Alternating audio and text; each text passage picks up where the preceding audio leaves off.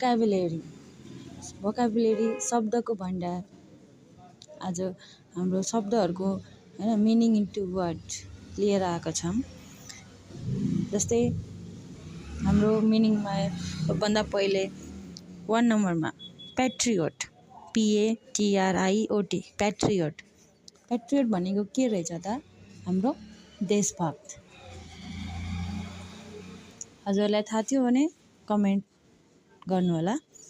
त्यस्तै 2 नम्बरमा हाम्रो के थियो? सेन्ट हैन, SAINT, सेन्ट। यो भनेको चाहिँ के हो त? साधु, या हामीले बोलीचालीको भाषामा के भन्छौँ त? सन्यासी है त।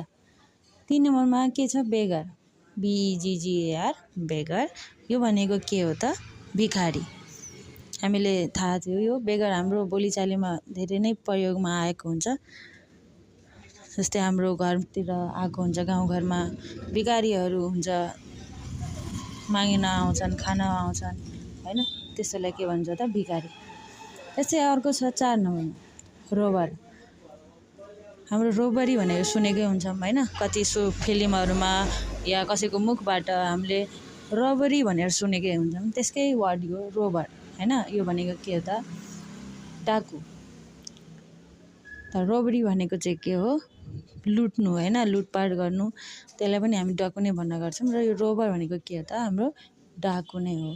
अर्को 5 नम्बर के छ त? एरोगेन्स, ARROGANC, एरोगेन्स है। हामीले प्रोनाउन्सिएसनहरूमा पनि ध्यान दिनुपर्ने हुन्छ।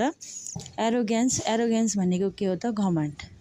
अर्को के छ भने चाहिँ यहाँ हेर्नुहोस्, अर्को त्यस्तैमा एरोगेन्स भनेको घमण्ड हो भने एरोग्यान्ट, ARROGANT, एरोगेन्ट भनेको के हो त?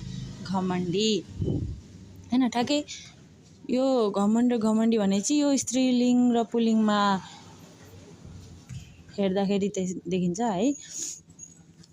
हजुरले यिनीहरूको 5 वटाको हजुरको वर्ड मिनिङ हजुरलाई थाहा थियो भने हजुर कमेन्टमा मेसेज गर्न सक्नुहुन्छ। र हजुरलाई यो युजफुल भिडियो लाग्यो भने हजुर लाइक, सब्सक्राइब गरिदिनु होला। Thank you very much.